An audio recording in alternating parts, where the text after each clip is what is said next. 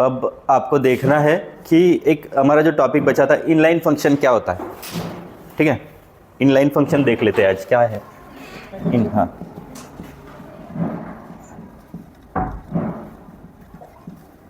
तो inline function क्या होता है, पहले तो बात समझ लो कि इनलाइन फंक्शन एक सिंपल फंक्शन होता है, जैसे हमारा गेट डेटा है, एडिशन है, फैक्टोरियल है, वगैरह वगैरह वगैरह। ठीक है, इनलाइन फंक्शन पहले कंसेप्ट क्लियर कर लो, बाकी फिर आप बाद में देखेंगे।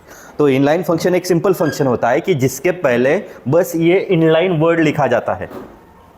सिंपल एक फैक्ट फंक्शन है, फैक्टोरियल के लिए हमने फैक्ट फंक्शन लिया, कुछ इंटीजर ए वगैरह पैरामीटर पास कर दिया, ऐसे फंक्शन है, तो बस उसके पहले इनलाइन वर्ड लिखा होता है। एक बेसिक बताता हूँ, मीन्स जितना कैसे में हम बॉटम से टॉप तक जाएंगे, जितना आपसे बॉटम तक टॉप तक जाते समय जितना पॉइंट इंपॉर्टेंट ध्यान रहेगा उतना रहने दो, कोई बात नहीं। जस्ट समझो कि ये पहले क्या होता है, एक सिंपल फंक्शन होता है फैक्ट नाम का, या फिर किसी भी आप जो आप फंक्शन लेते हो, फंक्शन को नाम देते हो, वो फैक्टोरियल जैसे फंक्शन होता है, उसके पहले वर्ड लगाया जाता है इनलाइन। ओके, इससे तो वो इनलाइन बन जाता है।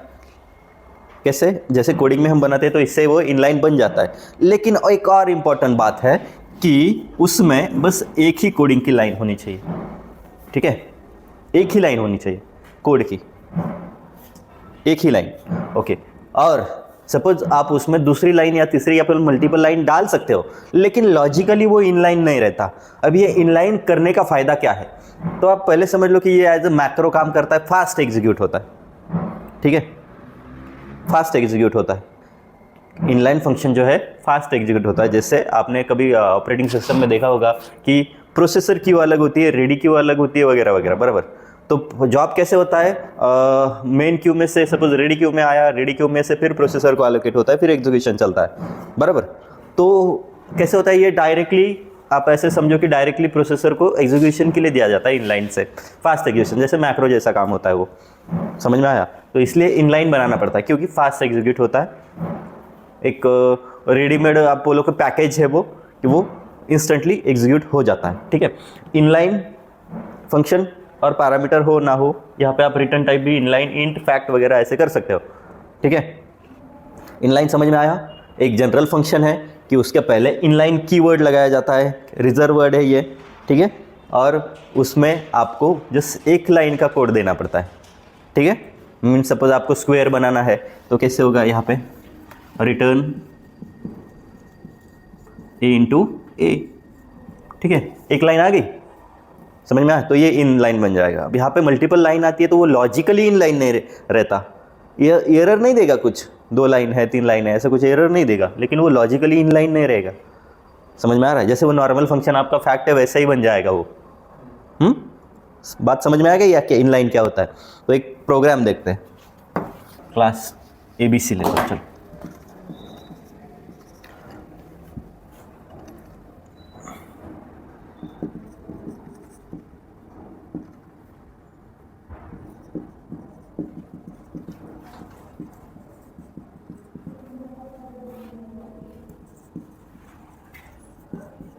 स्क्वायर,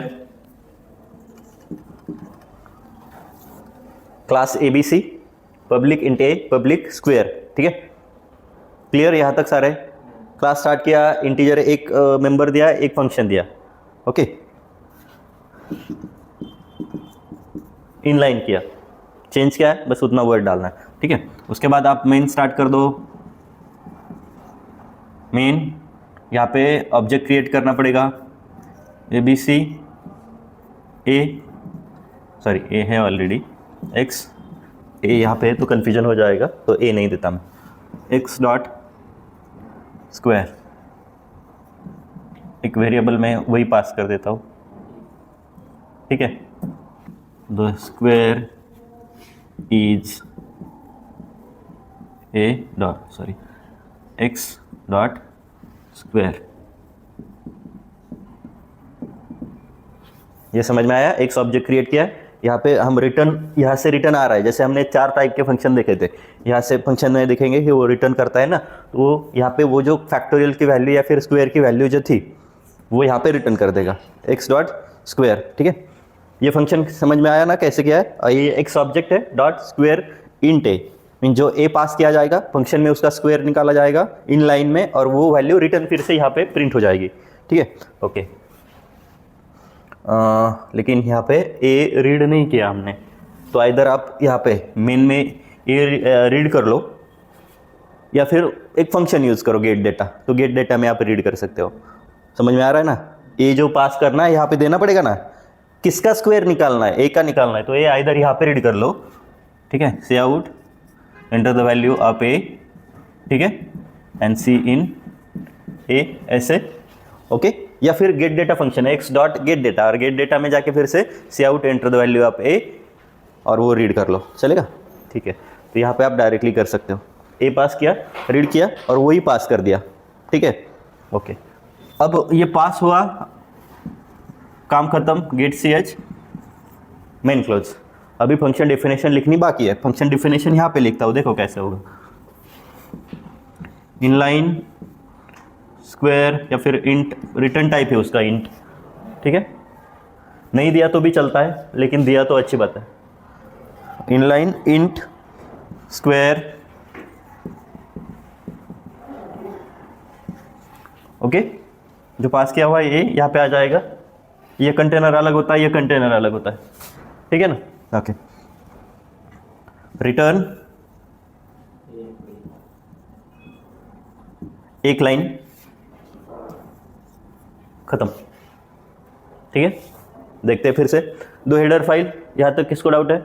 आयोस्ट्रीम एंड कूनियो, ठीक है।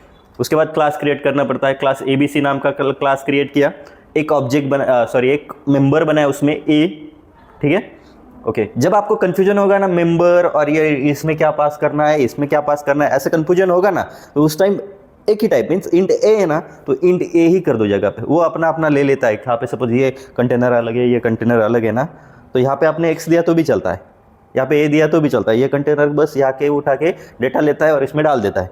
तो जब ऐसे कन्फ्यूजन होगा कि अरे कहाँ पे क्या डालना है, तो उसके जगह पे आप इंटीजर ए, क्यों, जो भी आपको एक वेरिएबल है वो सारी जगह पे वही कर दो, ठीक है, तो काम बन जाएगा आपका। समझ में आया? ओके। तो अब मैंने क्या किया, इंट यहाँ पे ए कर दिया, यहाँ पर भी ए कर दिया, कोई कन्फ्यूजन नहीं रहा, ओके। हाँ, तो अब हेडर फाइल तक आए थे। क्लास में हमने एक मेंबर क्रिएट किया और एक फंक्शन क्रिएट किया स्क्वायर का, उसे इनलाइन कर दिया, ठीक है। अब उसके बाद मेन में आए, एक ऑब्जेक्ट क्रिएट कर लिया एक्स, एबीसी क्लास का एक्स ऑब्जेक्ट क्रिएट किया। यहाँ पे हमने ए रीड कर लिया मेन में, C out enter the value of A, C in A read हुआ, और वही the square of the square is, और the square of A is ऐसे किया तो भी चलेगा आपको।